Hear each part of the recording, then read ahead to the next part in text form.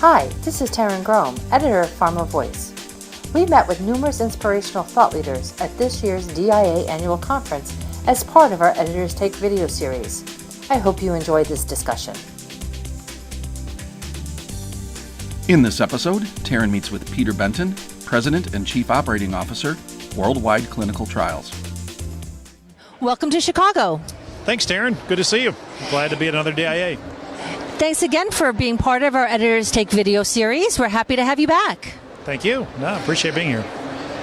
As always, we want to hear what you're hearing about the trends that you're seeing for the year ahead within the CRO industry.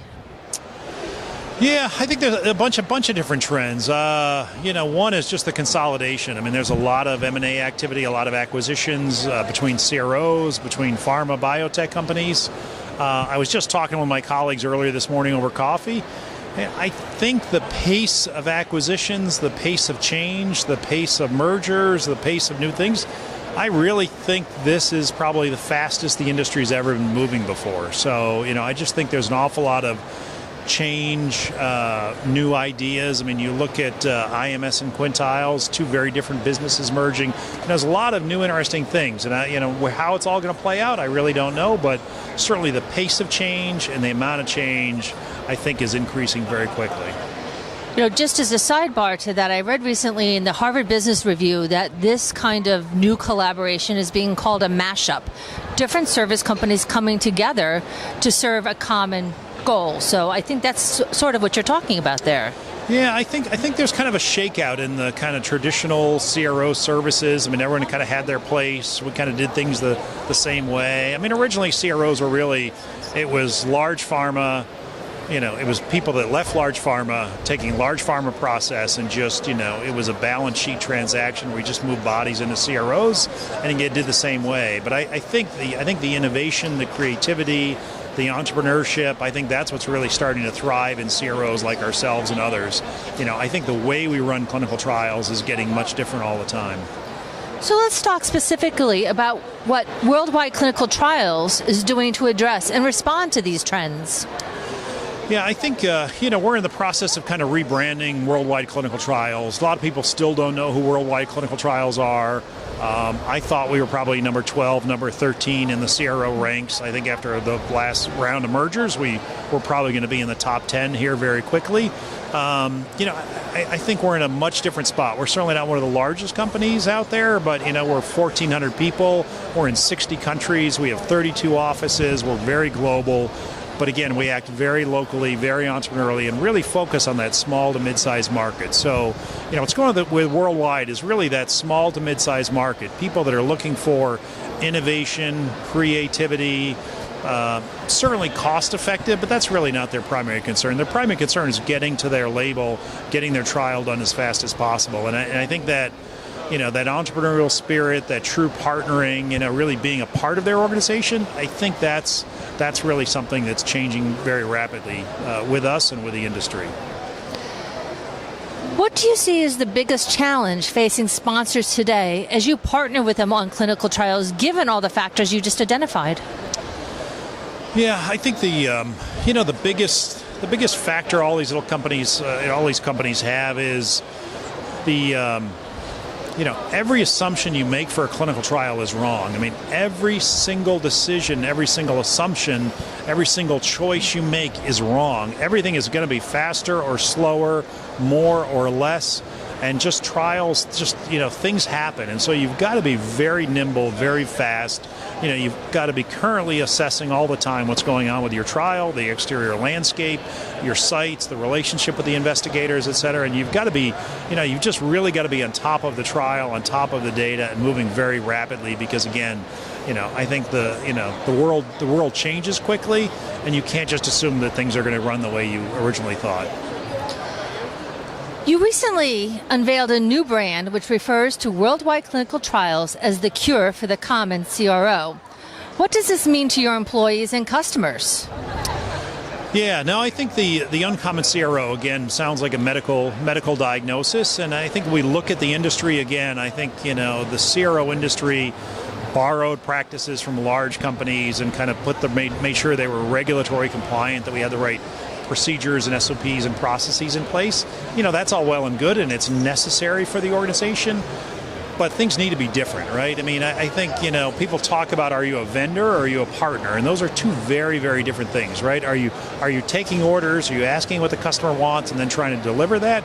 Or are you truly a partner, trying to take your scientific and therapeutic expertise, of which we have a lot, right? We've completed over $1 billion worth of clinical research. So we have a lot of expertise, a lot of knowledge.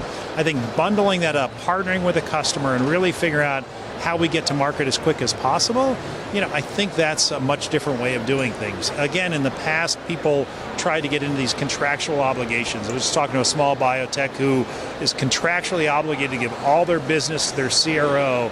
Like, that's a terrible relationship, right?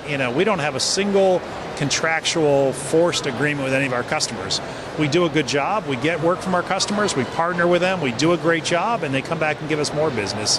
Again, kind of sounds old school. My father's an old school kind of guy, but I believe that's a better model, right? I mean, do what you were supposed to do, exceed your customers' expectations, treat them really well, build very strong governance so you're communicating, literally one-to-one. I mean, all of my customers have my cell phone number, they know where to reach me, and all the rest of our team. Like, truly build a deep relationship, and I think you'll be wildly successful. And again, I think that's really taking off for worldwide clinical trials, all of our employees, all of our offices across the globe.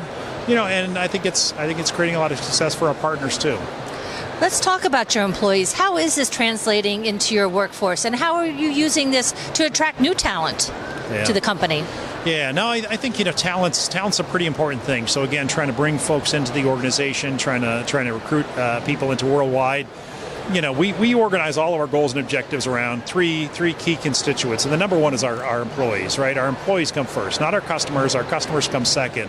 Our employees come first, because if we do a really good job giving our employees the tools and the procedures, the processes, all the information they need to be successful, and again, not hamper them with bureaucratic processes, unleash them to kind of use their creativity, then we go focus on the customer. And again, then they are truly they're a partner with a customer. They've got lots of flexibility and leeway as to what they're going to go do to be able to adapt and adjust to customers. And again, if we take care of the employees, the customers, our shareholders, just naturally get taken care of. So again, we're growing rapidly, we're expanding very fast, but again, that's really because of the employees, and focus on the employees and making sure they have the information, the tools, and all the things they need to be successful, and also not hampering them with big bureaucratic, slow processes. So I think that's a winning formula. Well, you talked a little bit about the process piece of personnel, but we know the war on talent is ongoing. And how are you addressing that within your company through maybe some cultural additions or changes? Sure, absolutely. Yeah, no, I think the war on talent, I think, really digging into figuring out what motivates people. I don't know if I mentioned it last year, but we had added pet insurance, right? Again, we have a very large, mobile, young workforce who have pets, but they have to travel, right? So we offer pet insurance as a benefit across the organization. We're adding more and more features and benefits to our healthcare plans, everything from weight loss programs, phone a nurse, all sorts of things to make your home life easier, because your work is where you spend most of your time. So what are all the things we can do to try and make their home life environment and their work life environment more effectively? Again, I think trying to improve communication, trying to make sure that we've got people speaking to each other up and down the organization, across the organization. I do a quarterly all-hands meeting from a different office every single quarter. So we were in St. Petersburg last week for our quarterly all-hands meeting. The previous one we were down in San Antonio and Austin, our Phase 1 unit analytical lab. So again, I think getting out, communicating with the employees, but again, just trying to create that culture of communication, open communication. Anybody can speak to anybody about anything within the company. I think just getting rid of those barriers, I think that's what attracts people. And I think we're hearing new employees hear that from others, right? They hear, hey, you should come work at Worldwide, right? We're still running clinical trials, but you've got a lot of flexibility, a lot of creativity in what you can do and how you go do it. We've also heard, there's the millennial generation, and they have special or different needs than some of the more seasoned employees. Yeah. And harnessing those talents from both groups can be challenging for a CEO. How are you bridging those gaps? Yeah, I think I think there's a lot of new ideas from millennials and younger employees, and again, I think the way they work, their ability to work, Their eyesight's better than mine. Their typing skills are way better than mine. There's so many things that they're way, way better at, right? And I think merging, their enthusiasm and just kind of raw, unbridled talent with some of the more seasoned, or AKA older employees like myself, again, trying to figure out how to go blend those cultures. I think that's an important thing. It's difficult in a large global organization. Again, 1,400 people, around 60, I think it's 63 countries in total around the world. It's difficult. You can't get everybody all together face-to-face all the time. So again, I think small roundtables, small groups, we use Skype, we do we video, we chat, we message. Again, just trying to build up those communications and kind of rally everybody around the customer and the customer's problems and challenges. I think that's pretty universal no matter how old you are. Peter, thank you again for joining us this year at DIA, and I wish you continued great success. Thank you. Look forward to see you next year. Thanks, Darren. For more information on this topic, visit our Thought Leaders website. For more Editors Take videos from the DIA Annual Conference, visit www.pharmavoice.com. Thanks for joining us.